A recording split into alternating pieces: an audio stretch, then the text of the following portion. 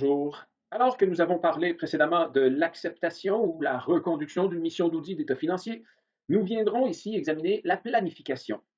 En quelques mots, la planification peut être décrite comme étant un processus qui n'est pas une phase isolée de l'audit, mais bien plutôt un processus continu et itératif qui commence souvent peu de temps après l'achèvement de l'audit précédent et se poursuit jusqu'à l'achèvement de l'audit en cours. Qu'est-ce que ça signifie? Si on prend le temps de lire avec attention cet extrait de la NCA 300 dans les modalités d'application, troisième paragraphe, on comprend que lorsqu'on est auditrice, auditeur d'une société, on l'est toujours, que ce soit de notre expérience passée qu'on a accumulée avec les clients ou que ce soit jusqu'à la finalisation de la mission courante qui est en cours, nous sommes toujours auditrices et auditeurs. Et à cet égard, notre planification doit alors prendre en compte tout ce que nous avons à notre disposition.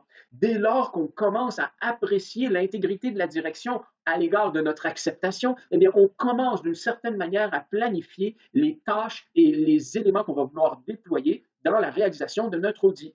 Dans le cadre de notre cours, bien que la planification de l'audit dans les NCA se décline d'une certaine manière comme étant l'appréciation de notre stratégie globale d'audit, l'appréciation de notre stratégie plus détaillée, les dates, le calendrier de nos travaux et ainsi de suite, dans le cadre de notre cours, il va y avoir deux grandes rubriques qu'on viendrait explorer ensemble lorsqu'on parle de la planification de l'audit. Premièrement, le risque d'audit et deuxièmement, le seuil de signification. On va tout de suite entamer avec le risque d'audit qui se définit comme étant le risque que l'auditeur exprime une opinion inappropriée sur des états financiers comportant des anomalies significatives. On note tout de suite que la définition fournie dans les normes canadiennes d'audit ne comporte pas le risque que l'auditeur exprime une opinion inappropriée sur des états financiers ne comportant pas d'anomalies significatives.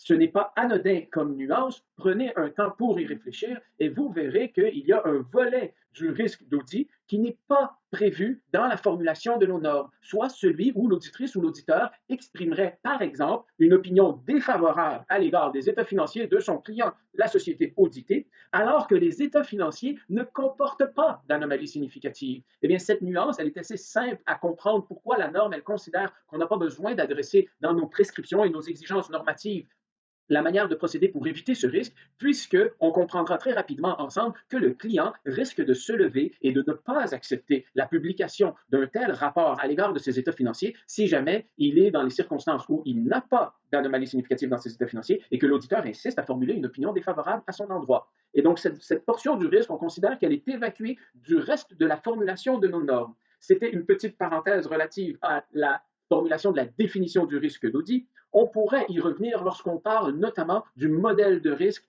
dans une mission d'audit d'état financier, mais pour le moment, allons voir qu'est-ce qu'on pourrait avoir à discuter lorsqu'on est à l'étape de la planification en train de définir ou de déployer notre appréciation du risque d'audit. Trois grandes rubriques viennent alors se décliner. Les utilisateurs des états financiers, l'intégrité de la direction et l'exécution de la mission.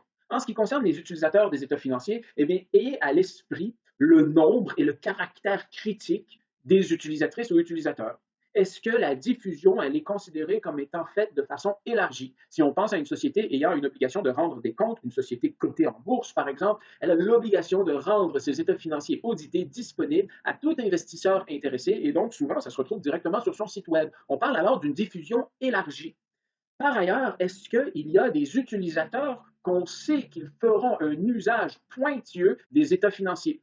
Si la réponse est oui, bien, on considérera que le risque relatif aux utilisateurs, il s'accroît dans le contexte de cette rubrique sur les utilisateurs des états financiers. Finalement, est-ce que dans la rubrique des utilisateurs, il y a une décision imminente qui risque d'être prise sur l'utilisation des états financiers? Si la réponse est oui, eh bien, encore une fois, on se trouvera avec un risque accru quant à la facette des utilisateurs des états financiers. Par ailleurs, l'intégrité de la direction. Quel est le degré de confiance qu'on accorde généralement envers la direction? Est-ce que la direction, elle est à veille de tenter d'obtenir un financement avec ses états financiers audités? Ou encore, est-ce que la direction, elle cherche à vendre une portion ou la totalité de son entreprise? Si la réponse est oui, vous comprendrez que notre degré de confiance envers la qualité des états financiers produits par la direction risque d'être amoindri. Est-ce que les dirigeants sont dépendants de la situation financière de leur entreprise? Est-ce que, encore, les dirigeants sont sous enquête? Des éléments qui peuvent affecter notre appréciation du risque d'audit dans cette rubrique intégrité de la direction. Dans toutes les circonstances, la situation financière de l'entité est un élément très important à prendre en compte. Lorsque la situation financière de l'entité est précaire, on comprend que probablement qu'il faut une attention plus approfondie de la part de l'auditrice et de l'auditeur, ce qui ferait en sorte que le risque quant à l'intégrité de la direction risque d'être accru. Finalement, exécution de la mission, le degré de complexité pour l'auditeur si c'est la première fois qu'on fait l'audit de cette société. On comprend que le défi de comprendre l'entité, d'apprécier son système de contrôle interne, d'arriver à des éléments probants qui font du sens pour répondre à notre évaluation de risque, ça risque de représenter une complexité additionnelle, ce qui ferait en sorte d'accroître le risque d'audit en ce qui concerne cette troisième composante. Est-ce que la société est une société avec de nombreuses filiales et composantes? Si la réponse est oui, encore une fois, on se trouverait à accroître le degré de complexité et donc à accroître le risque d'audit pour cette composante de notre risque d'audit.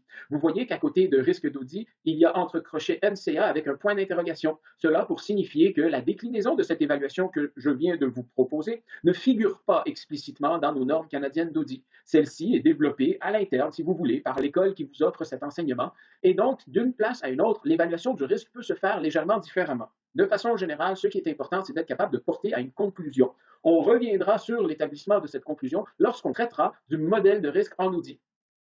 Pour terminer, je tiendrai simplement à préciser que plus la mission est considérée comme étant risquée, plus le risque d'audit devra être établi à un niveau faible, en considérant que généralement, le risque d'audit devra être établi entre 1 et 5 Une mission alors particulièrement risquée devrait comprendre un risque d'audit d'1 puisque ça représente le risque que l'auditeur est prêt à assumer quant à sa mission d'audit. Étant une mission risquée, il ne peut pas se permettre d'assumer un risque plus important qu'1 dans un contexte où il y a une bonne confiance envers la direction, où il n'y a pas d'éléments particulièrement risqués quant aux utilisatrices et utilisateurs, ou encore pas d'éléments particuliers à noter quant à la complexité, l'auditrice, l'auditeur pourrait se permettre d'établir un risque d'audit à un niveau qui se rapproche de 5 On se retrouve très bientôt.